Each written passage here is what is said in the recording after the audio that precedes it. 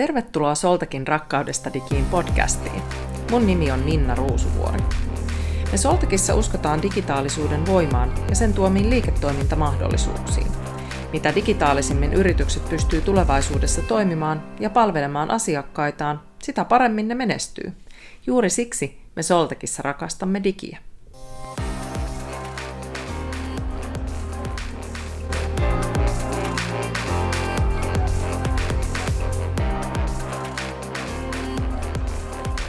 Here we are in Chicago in PIMpoint Americas 2019, and here with me is Thor Johnson, CEO of inriver. Yeah. How are you doing? I'm enjoying my afternoon. We've just had a great day here. We've actually had a 3-day program with the user group, and then we had our partners together, and then today was the big event where we had PIMpoint Americas 2019. We had 225 people here all day today, talking with each other, learning, eating good food. It's been an excellent day. That's good. You happy with it? Very happy, very happy. This is our second PIMpoint Americas. We just did in April our 5th PIMpoint Summit in Malmö, Sweden. And we had over 1,000 people in Sweden, and this is only the second year here in the US, and we've now grown to over 200, so we're very pleased. And I think most of the people who were here today were very pleased with the content and with what they could learn just talking with other people in their industry and learning from the community, which is, I think, one of our most powerful assets here. So inriver is, so to speak, flying. We're flying today. This is a good day for this community of inriver and its customers and its partners, and very pleased. Okay, and I have to say, all the listeners, that we are very sorry for the funny sound because we are sitting here in the ballroom and the guys are actually ripping all the setting down. What do you see as the biggest megatrends and the most important megatrends when it comes to PIM scene? I think of this, the big trend is really it's automation.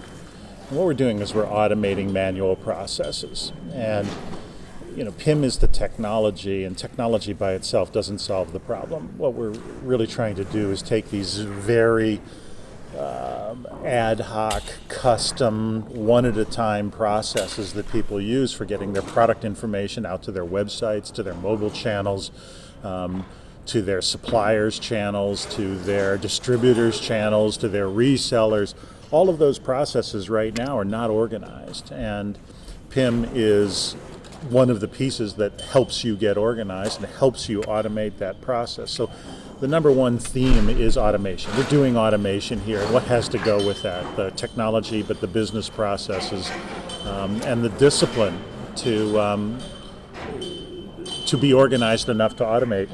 That's the first one. Kind of the second one is one of the big changes that's going on in any kind of commerce is that there's information everywhere. Mm-hmm. You've got user-generated content, people posting things on YouTube, Instagram.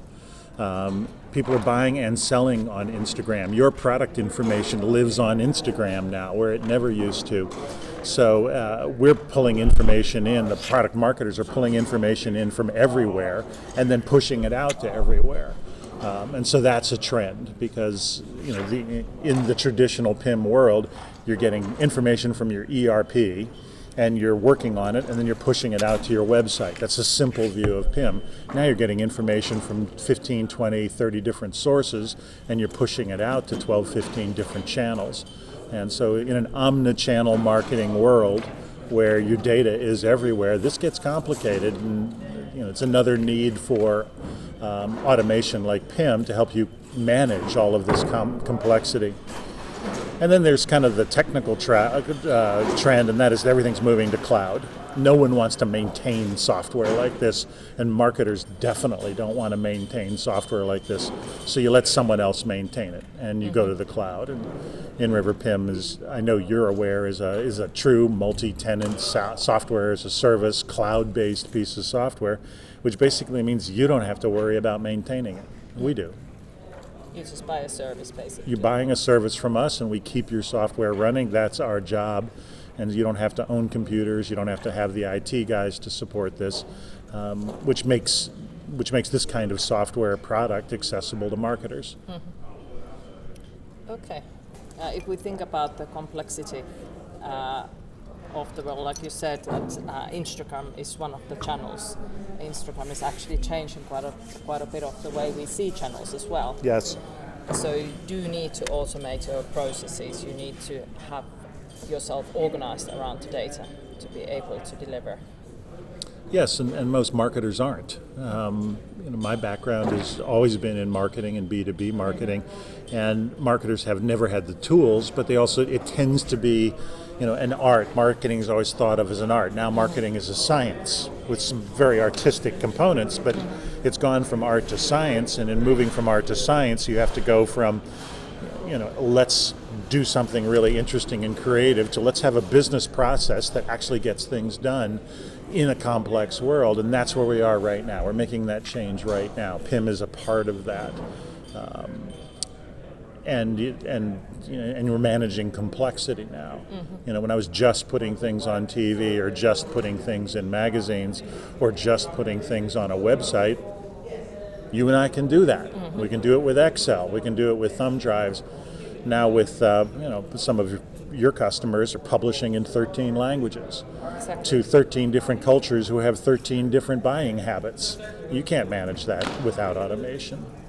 And that was actually one of the points that I make, or notes that I made today, listening to these presentations, that quite a lot of companies struggle to get the decision of taking PIM into a part of their architectural environment. Well, this is the digital transformation, and one of the challenges we face as a technology vendor, but one of the challenges that all of our customers face is who takes the initiative. We are selling to customers who are manufacturers or retailers or distributors or combinations of those three. And we're selling to the champion. Whoever inside each of those companies is taking on the job of installing PIM is almost certainly the same person or on the team that is trying to do the digital transformation. And either they're doing it because the company, leadership in the company says, we're going to do digital transformation. It's important. We're going to create a group to do it. Everyone's going to follow. These people have the role and the right to do it. But what happens just as often is someone in marketing or someone in IT says, I'm going to make this happen. So whether you get the internal champion because they've been given that role by the company, or whether you get the internal champion because they decided to be an internal champion, you need that kind of person to just change the way the company's operating and go from this, a highly creative, non-automated, non-scientific marketing process to something now which is really difficult and challenging and changing every day. So how do you see product information management or product information as a part of digital transformation? Because that's something that companies are talking a lot. It's foundational. People always ask me about what's the ROI, what's the return on investment, Thor, of PIM. And you can talk about a number of ways. It makes people more efficient. If your merchandisers don't have to worry about spreadsheets anymore because all of their data is in one place, it makes them more efficient. You're much better at doing A/B testing online and seeing, do they like the red shirt or the blue shirt? Of course, it's easier to manage some of the complexity, and so that you get improvements in your own efficiency and improvements in increasing your revenue. But where it really sits is it's a foundational piece of technology. You cannot do what you wish to do in an omnichannel marketing world without a PIM. You have to have a place somewhere where all of your product information lives, so that if I'm going to buy a shirt or a motorcycle part from you, no matter where I look, whether I'm looking at the dealer or online or at a distributor or in a shop, I'm going to see the same product information, or I'm going to see the correct product information for that channel. And the only way to do that is by using automation and using a PIM. So what's the ROI where you can't even walk down the path of omnichannel marketing? It's infinite. So if you talk about digital transformation, it's not big things, it's actually quite operational, small things that you have to have in order. Just a bit like Kate said in her presentation or on the discussion later on, that if you can't have these nice whizzy things if you don't have the base in mind. Well said. It's basic, it's part of the foundation. If you don't have it, you can't move forward. And many of our customers are really quite advanced, and they're using the most advanced capabilities of inriver's PIM. Most of our customers are just getting started, and they're trying to go from an analog world with thumb drives and with Excel spreadsheets and with pieces of paper to an automated process, and that's their first challenge, is just figuring out where their data is and how they're going to get it into one place. And that's the state of the world today. And you compare that to some of these modern marketing machines that we heard of today, some of these big retailers, companies like Starbucks or Burger King, where they're tracking where you are and what you eat and what you buy, and their foundation was laid a decade ago, and this is how long it takes to get there. One of the quotes of the day is that this PIM is it's a marathon. It's not a sprint. It's a long distance race. It's not a short one. Yeah, and I suppose you shouldn't see that as a project, because having that product is not a project. It's something that you do as a business, and having PIM there is supporting that business every day.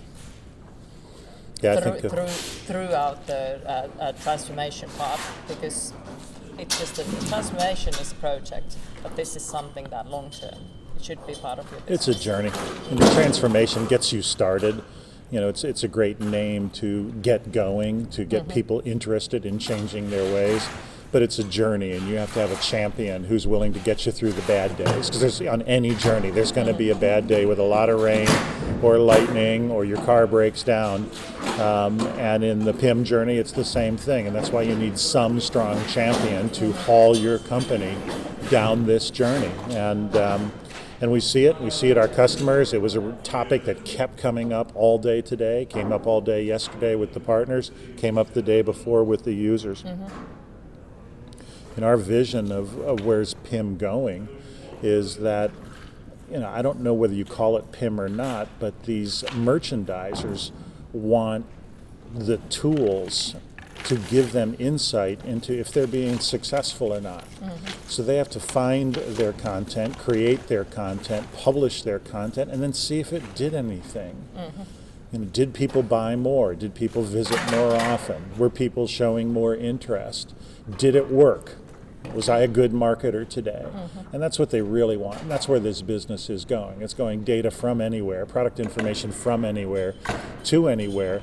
But the people who use our products and who are product merchandisers just want to be better at their job. And they want to know, was it easier or harder to get out the fall collection? If I'm putting out apparel and I've got a fall collection coming out, did it take me a long time or a short time to produce that collection and get it out to my channels?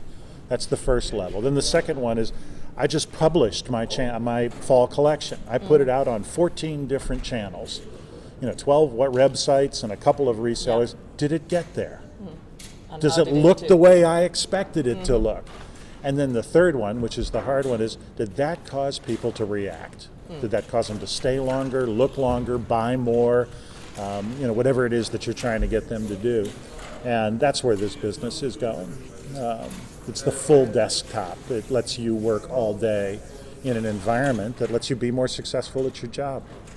It's going to be an interesting journey, because we at Soltec, we've been working with PIM since 2010. Almost 10 years later, we are actually getting started. And if we think next 5 years, it's probably going to do more than past 10 years. I think that's a good way to think about it. And some of what I see has been happening in this business is people who bought PIM over the last 10 years that you've been working with us are the early adopters. They're the visionaries. They're the people who started first. But they're the first 10%. The rest of the market is just starting to wake up to it now.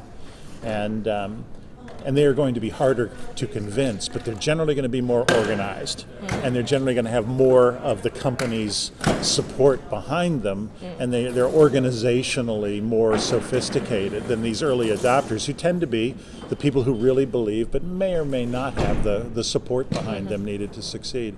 So I think the market is fundamentally changing now from the early adopters to, in Jeffrey Moore terms, to the early majority, which are the, more risk averse. They're willing to take less risk, but they're more likely to be successful in the medium term. So it's interesting, and we have to adapt. You as a seller and an implementer of PIM, and us as a product and technology vendor in the space. So it's a very exciting time. Yeah, and if we think 10 years from here, it's probably a bit the same with PIM as it used to be with email. Nobody can live without having an email. Nobody can even think about time before email. I think it's true. Yeah, so I would say it's a bit the same, because you either do it or you die. It's true. In 10 years from now, everybody who's installing PIM right now will be putting in their next generation, and maybe 2 generations from now, because technology cycle times are fast. 10 years from now, we'll have gone through 2 changes, 2 evolutions in PIM. So what it'll look like in 10 years from now is anybody's guess. But I do believe that the omni-channel world will only get more complicated. The availability of information about your products and services will only be greater, and it will be in more places to find and more places to publish to. And it's 2 different steps to get there, because everyone's going to reinvest in 5 years, and then in 5 years again they're going to reinvest, and that's 10 years from now. So it's going to be a different view of technology, and I think a different role for the marketer too. Marketing's gone from a publishing thought to a very interactive view. I'm interacting with you. I know where you are. I know what you bought last. I know what you're looking at right now when you're thinking of buying our products. And that trend is only going to continue. Yes. Thank you, Thor. It has been exciting to be here in Chicago. An exciting day. And it's going to be an exciting marathon for the next 10 years or 20 or whatever it's going to be like. A marathon it will be. That's the one thing we can be sure of. Thank you, Minna. This has been fun for me. I'm glad you came to PIMpoint Americas 2019. Kiitos, että kuuntelit Rakkaudesta digiin podcastiamme. Anna meille palautetta ja toivo juttuaiheita lähettämällä sähköpostia rakkaudestadigiin@soltec.com. Kuullaan taas.